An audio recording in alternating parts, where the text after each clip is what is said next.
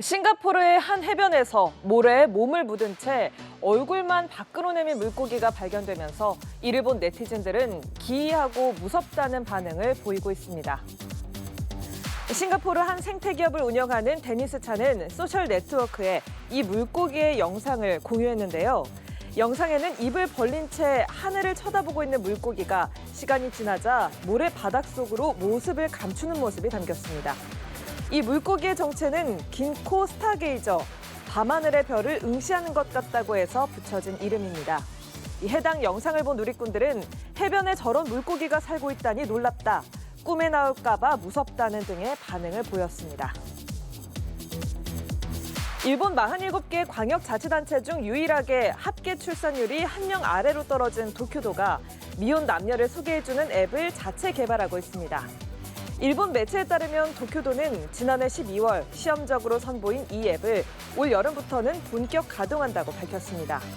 이 앱을 이용하려면 사진이 있는 신분증, 지자체가 발행한 독신증명서, 연봉을 확인할 수 있는 서류 등을 제출해야 하고 결혼을 염두에 둔 만남인 만큼 이에 성실하게 임하겠다는 서약서에도 서명해야 합니다. 이러한 정보를 기재한 이용자가 원하는 조건을 제시하면 인공지능이 어울릴 것으로 판단한 상대를 골라 소개해주는 방식입니다. 세계 최대 식품회사이자 유아용 분유회사로 잘 알려진 네슬레 최고 경영자가 출산율 하락에 따라 노령 인구에 식품을 공급하는 것이 회사의 우선 과제가 됐다고 말했습니다. 마크 슈나이더 네슬레 CEO는 세계 대다수 나라에서 향후 10년에서 20년간 50세 이상의 연령층이 크게 증가할 거라며 이 연령대의 특정 영양 요구를 고려하면 우리에게도 기회가 있다고 밝혔습니다. 그는 회사가 목표 체중 유지, 근육량 보존, 혈당 수치 조절 등 고령 인구의 문제를 직접적으로 해결하는 데 제품을 개발하는 데 주력하고 있다고 설명했습니다.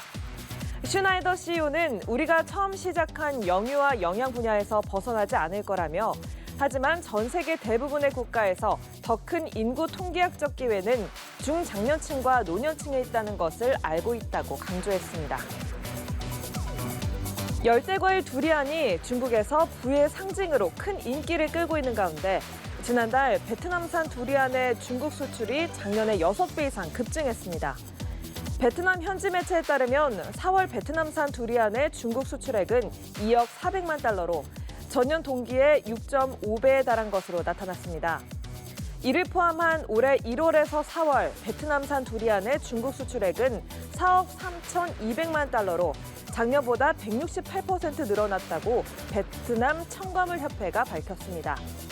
특히 세계 최대 두리안 수출국인 태국이 올해 가뭄으로 생산에 타격을 받고 있어 베트남산 두리안이 반사이익을 얻는 것으로 보입니다.